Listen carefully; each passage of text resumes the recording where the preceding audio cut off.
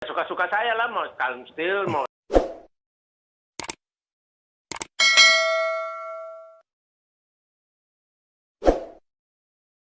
Jadi kesimpulannya harus diambil sikap untuk laksanakan yang namanya Kaltim steril. Ya suka-suka saya lah, mau calm still, mau silent, Kaltim silent, ya suka-sukanya saja.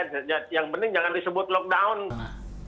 Ya, pada dasarnya sih berbagai macam kebijakan yang dibikin oleh pemerintah ya untuk menekan laju penyebaran COVID itu patut kita apresiasi. Artinya pemerintah nggak tinggal diam gitu ya.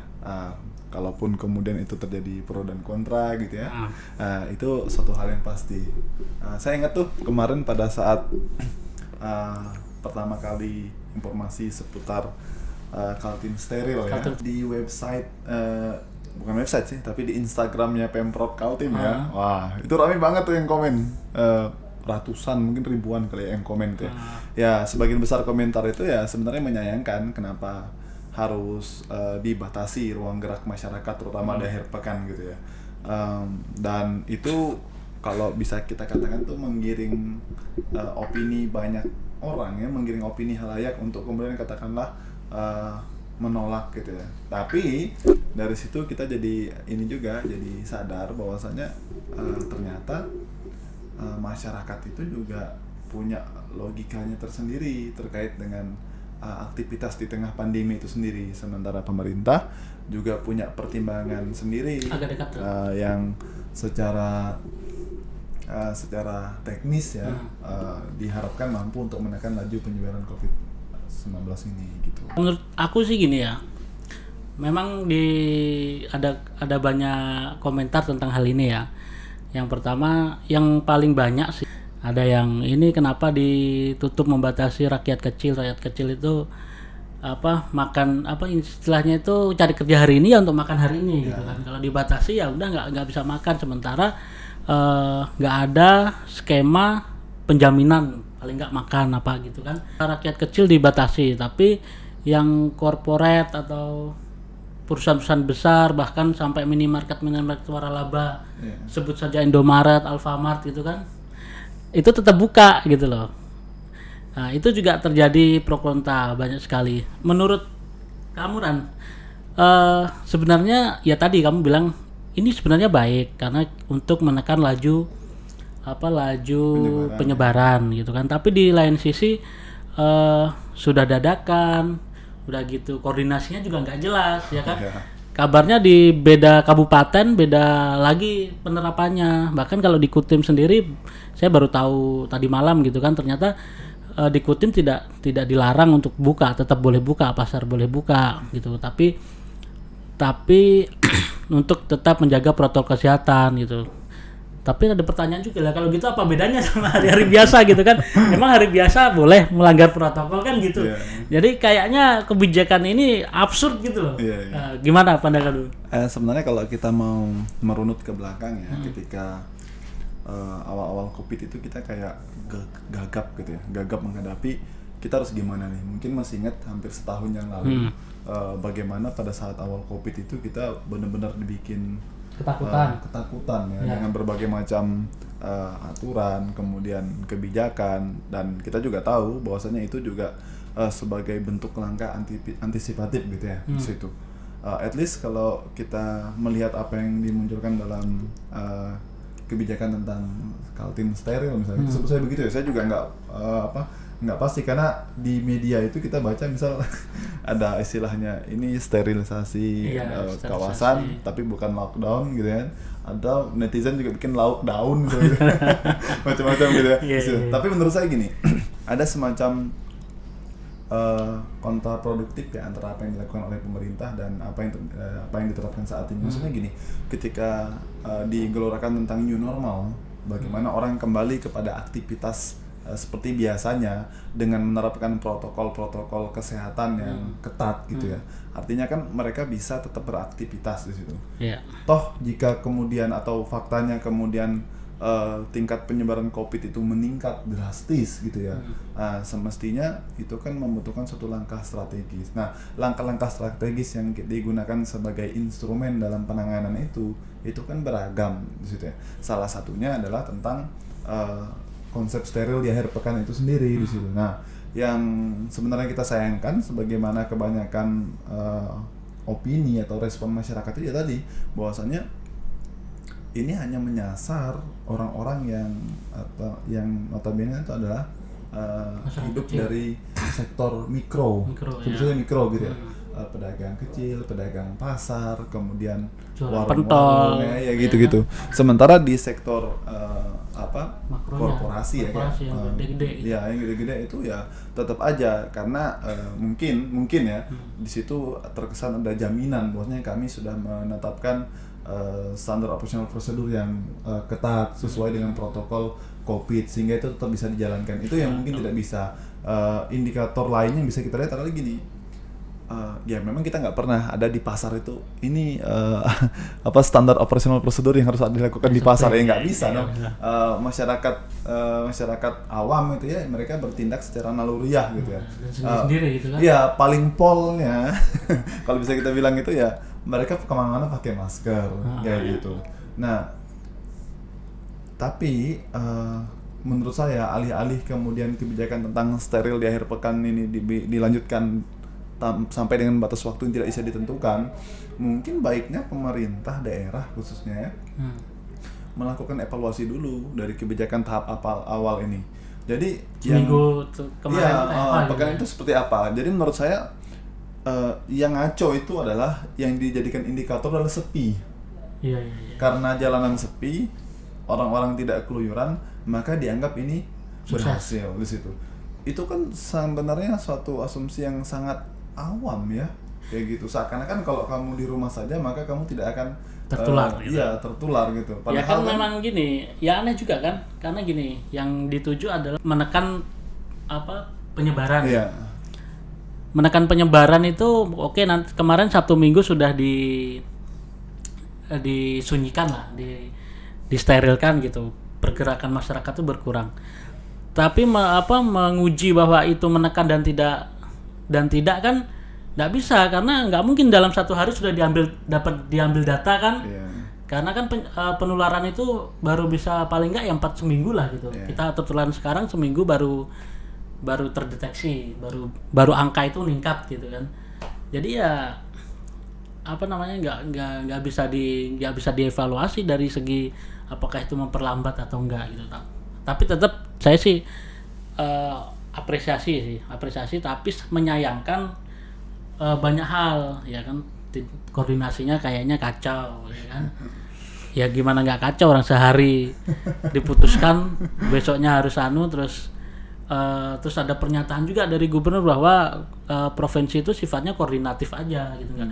Artinya nggak ada instruksi, nggak ada perintah ke kabupaten kota, otonomi dari pemimpin di kabupaten kota. Akhirnya saya yakin bupati dan wali kota itu kelabakan lah ya kan. Nggak mungkin dia nolak himbauan atau instruksi dari gubernur, sementara nggak mungkin juga dalam kurang dari 2 hari melarang masyarakat untuk berinteraksi di pasar gitu kan. Jadi kayaknya pertama koordinasinya kurang, kedua ya kayaknya nggak pakai kajian deh. Ya maksudnya gini, daya dukung kemudian kesiapan masyarakat itu juga penting untuk diperhatikan. Bagaimana misal akses mereka terhadap kebutuhan pokok misalnya gitu. Terus kesiapan mereka untuk masa di mana mereka tidak mendapatkan penghasilan dalam 2 hari tadi gitu, kayak gitu kan. Saya katakan gini, ya nggak segala sesuatunya harus kita telan mentah-mentah dengan tanpa pertimbangan kajian dan pemahaman yang memadai ya. Contoh gini, 2 daerah dengan penduduk terbanyak saja, Jawa Timur, Surabaya gitu ya, Bekes, dan DKI Jakarta ya, tapi provinsi ya, kan Kaltim dan Jawa Timur. Itu saja masih mempertimbangkan apakah mereka mengambil langkah untuk menutup kawasan tersebut secara total ya, dalam maksudnya lockdown gitu, meskipun Kaltim bilang ya steril gitu ya. Itu sangat hati-hati sekali, karena kaitannya tadi adalah ini bukan hanya kepentingan 1-2 orang, bukan hanya kepentingan segelintir orang, tapi ini kepentingan banyak pihak dan banyak aspek di situ. Nah itu yang harus dipertimbangkan. Yang jadi persoalan tuh gini, akan jadi problematik ketika ternyata ada daerah yang terkesan itu berjalan autopilot gitu. Jadi ada atau nggak ada pemimpinnya kayak nggak ada gitu. Nah itu kan repot. Jadi ini kita lihat misal di daerah-daerah tertentu yang dalam kasus tertentu misal kepemimpinan daerah itu nggak maksimal gitu ya, nggak berjalan dengan lancar di tengah pandemi, akibatnya itu banyak sekali kesimpang siuran informasi di situ. Yang jadi korbannya ya jelas kembali lagi ke masyarakat di situ. Nah, apalagi gini, masyarakat ini juga penting bener, kesimpang siuran gitu kan. Contoh kesimpang siuran, begitu ada Kaltim steril itu kan lebih daripada bersih kan. Bayangan orang sudah keluar rumah langsung dilarang, apalagi ada meme itu, nggak tahu bener apa enggak, yang kalau kantor buka di rudal itu kan.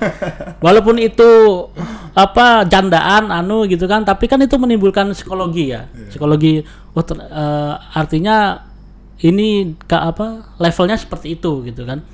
Ternyata ketika di lapangan beda-beda penerapannya gitu, seperti yang saya bilang tadi.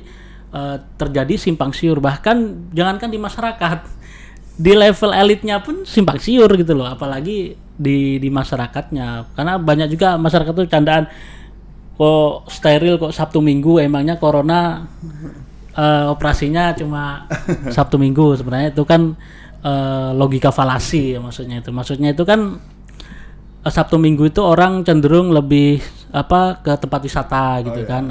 Jadi maksudnya itu kan Sabtu Minggu untuk tidak ke tempat wisata dan beramai-ramai liburan gitu, akhirnya kan mengurangi. Paling enggak Sabtu Minggu tidak terjadi penularan, walaupun Senin sampai Jumat tetap terjadi penularan gitu kan. Seperti itu, apakah menurutmu gini, pemerintah sebenarnya ini juga secara nasional ya, secara nasional, provinsi sampai ke kabupaten, sampai ke tingkat desa, kecamatan, itu udah nggak ada koordinasi dan nggak ada sosialisasi yang memadai gitu. Itu kira-kira gimana tanggapanmu? Saya kira sih kita nggak bisa langsung mengeneralisir ya, bahwasanya koordinasi dari tingkat pusat sampai di daerah itu kacau gitu. Tapi paling tidak yang ingin kita pastikan adalah kebijakan yang dikeluarkan di daerah itu apapun bentuknya itu disadari secara penuh sebagai sesuatu yang terencana. Maksudnya untuk apa selama ini daerah itu dibentuk Satgas Covid gitu ya. Satgas Covid itu bukan hanya berbicara tentang penanganan kalau menurut saya, apalagi tapi juga di situ berbicara tentang perencanaan. Maksudnya 3 bulan pertama Covid ini seperti apa progresnya, terus kemudian bagaimana penanggulangannya, 6 bulan seperti apa, setahun seperti apa. Semestinya seperti itu. Misal kayak di Kutai Timur, dinas dinas perdagangan misal gitu, ada nggak dia memperhitungkan misal gitu ya, arus masuk barang dan juga daya serap masyarakat secara jual beli di tengah Covid itu seperti apa? Karena itu kan berpengaruh terhadap peredaran uang dan juga keseimbangan neraca dagang yang ada di masyarakat, misal kayak gitu. Daya beli dan daya beli di situ sendiri. Atau kalau kita lebih jujur, kenapa yang digenjot habis-habisan adalah di sektor mikro, secara gitu ya, karena dianggap sebagai pusat penyebaran Covid gitu ya. Selama ini di sektor industri, baik itu industri kelapa sawit maupun batu bara, nggak pernah benar-benar transparan kok berapa yang ini yang terjangkit atau seperti apa. Nah itu kita nggak benar-benar tahu gitu loh di situ. Yang selalu dikambing hitamkan adalah pasar tradisional atau yang tempat paling wisata. Iya, yang menyakitkan tentu saja tempat ibadah gitu di situ.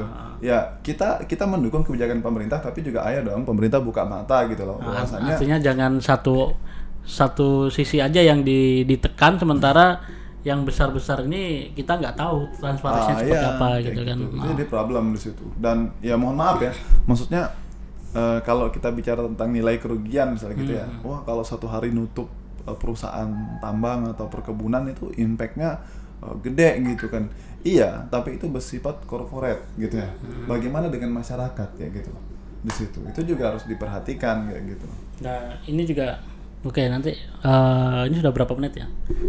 Kita nggak usah panjang-panjang supaya enak nguploadnya dan ngeditnya. Jadi ini mungkin terakhir. Kan COVID ini ada beberapa info bahwa benar-benar berakhir tuh bisa 10 tahun atau 7 tahun lagi. Nah, ini artinya masih panjang ini. Kita kan baru setahun aja udah kayak gini. Kayaknya kalau kayak gini terus entah jadi apa kita 7 sampai 10 tahun lagi kan.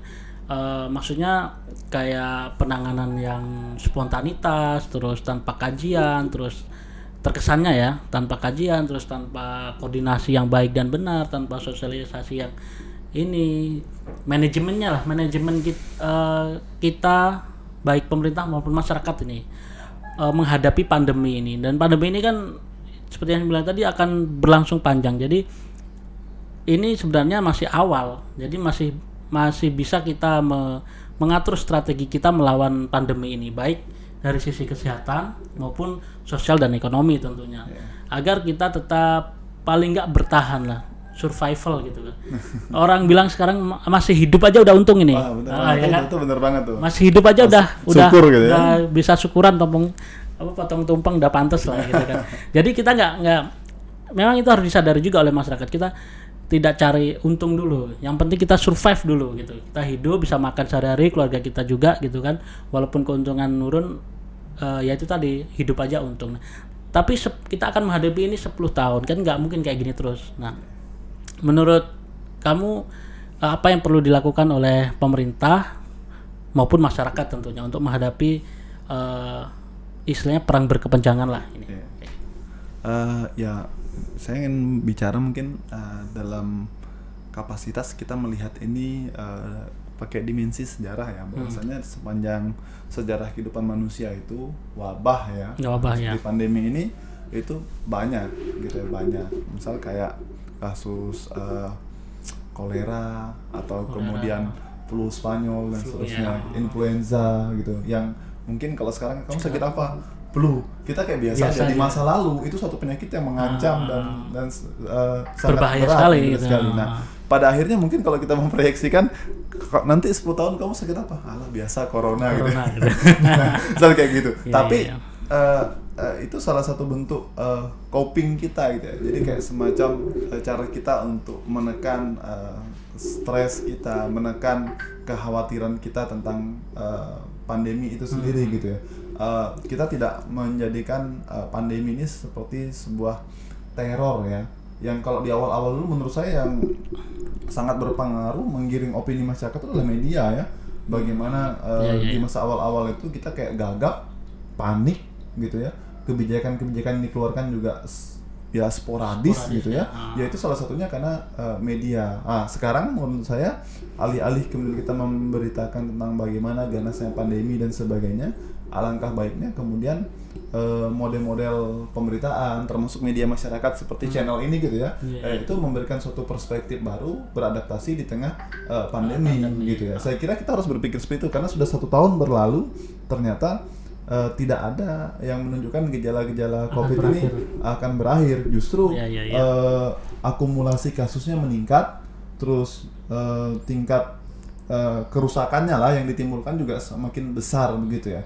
Bahkan dengan ditemukannya vaksin sendiri itu juga masih merupakan awal perjalanan panjang tentang bagaimana kita menghadapi ini semua gitu. Terakhir mungkin gini, kalau dari kalau kita lihat dari segi berbagai aspek kehidupan masyarakat ya, misal terutama yang paling terpukul itu adalah pendidikan gitu ya. Bagaimana penyelenggaraan pendidikan, kemudian kualitas daripada pendidikan selama pandemi ini kan sesuatu yang sangat berbeda sekali gitu. Berbeda sekali di situ. Nah, harapannya ya dalam masa-masa yang akan datang kita bukan cuma beradaptasi tapi juga berinovasi gitu ya, sekaligus juga terus mengevaluasi apakah ini berjalan dengan baik kayak gitu. Ya jangan diterus-teruskan dong suatu kebijakan kalau itu nggak efektif gitu ya. Ya kebijakan tentang misal kayak operasi justisi misal gitu ya. Iya itu penting, tapi itu tidak lebih penting jika dibandingkan dengan memberikan edukasi kepada masyarakat. Betul. Mau sampai kapan kamu nangkap dan denda orang? di situ. Dan jangan salahkan kalau masyarakat yang didenda itu resisten gitu loh, melawan gitu ya. Kadang gini, mending saya didenda 10.000, 50.000 daripada saya kehilangan penghasilan 100.000 gitu kan. Iya, gitu. Kita akan kembali ke hukum dasar tentang kebutuhan manusia gitu. Jadi selain sisi menekan dengan memaksa, tapi juga edukasinya. Saya setuju dengan itu adaptasi dan inovasi tadi. Seperti yang saya ungkapkan tadi bahwa ada prediksi ini sampai 10 tahun gitu kan. Contoh yang kamu sebutkan tadi bahwa dunia pendidikan kan tiba-tiba berubah jadi yang tatap muka langsung daring. Itu kan baru sistemnya, artinya caranya daring. Akhirnya banyak yang kelabakan, ibu-ibu ngomel, gimana ini, ternyata anaknya senakal itu ya kalau jam belajar gitu kan. Tapi nextnya apa gitu loh, maksudnya gini, setelah kita tahu bahwa daring ini nggak bisa sama dengan tatap muka ya, ini kasus di pendidikan, kurikulumnya juga harus berubah kan, harusnya kurikulum yang harusnya bisa disampaikan tatap muka gitu kan, ada 1 jam 2 jam khusus murid itu di depan guru, nggak bisa kemana-mana gitu kan, maka itu bisa sukses disampaikan di delivery dengan daring gitu kan. Daring kalau dengerin guru ceramah ya membosankan gitu kan. Nah, kayak gitu harusnya sudah next step di inovasi gitu kan. Apakah cukup dikasih tugas yang sifatnya adalah mematik pengetahuan ingin tahu mereka dan sebagainya. Sama juga dengan di masyarakat kecil ya, kayak pedagang-pedagang itu gitu. Ini juga mungkin mereka juga belum tahu bagaimana beradaptasi gitu kan. Mungkin oke lah di kota-kota besar itu mungkin sistemnya sudah ada seperti pendukungnya kan, kayak ojek online, pesan-pesan gitu kan. Pesan delivery, GoFood dan gitu sudah ada. Tapi di kota-kota seperti kita ini kan sistem itu belum ada. Jadi mereka juga belum bisa langsung beralih ke tanpa langsung pesan online, itu belum ada sistemnya gitu. Nah, itu sebenarnya yang harus pemerintah membantu masyarakat untuk bisa beradaptasi gitu loh. Seperti jualan kan, orang keliling jualan kaki lima kan, kalau di tempat kita masih keliling ya, masih keliling. Nah, mereka mau merubah itu menjadi delivery pesan online itu belum bisa gitu. Nah, itu sebenarnya yang harus diedukasi ke masyarakat gitu. Karena 10 tahun ini nggak bisa kita tiap minggu protes gitu kan. Nah, mau nggak mau ya harus beradaptasi. Nanti gitu. Nanti sendiri yang protes. Seperti ya mungkin itu ya. Jadi kesimpulannya yang terakhir tadi mungkin yang masih saya ingat ya. tadi agak lupa. Intinya ini masih panjang dan kita harus beradaptasi dan berinovasi gitu loh. Mungkin minggu depan kalau ternyata Kaltim steril berlanjut lagi ya kita akan respon lagi gitu. Gitu ya. Iya. Oke. Terima kasih sahabat-sahabat semua yang menyaksikan. Yang belum subscribe silakan di subscribe. Tonton terus channel kami, dukung kami, dan kalau ada yang salah dari kami bisa di komentar, bisa dibenarkan atau masukan atau pendapat, silahkan. Siapa tahu kepala daerahnya yang mengkomentar. Yeah. Halo Pak Isran. Ampun Pak, jangan rudal kami. Sampean gini kok, saya kan kita kan warganya Pak Isran dulu ya kan di Kutai Timur. Kita mendukung ya. Gini pokoknya. Oke, assalamualaikum warahmatullahi wabarakatuh. Sampai jumpa.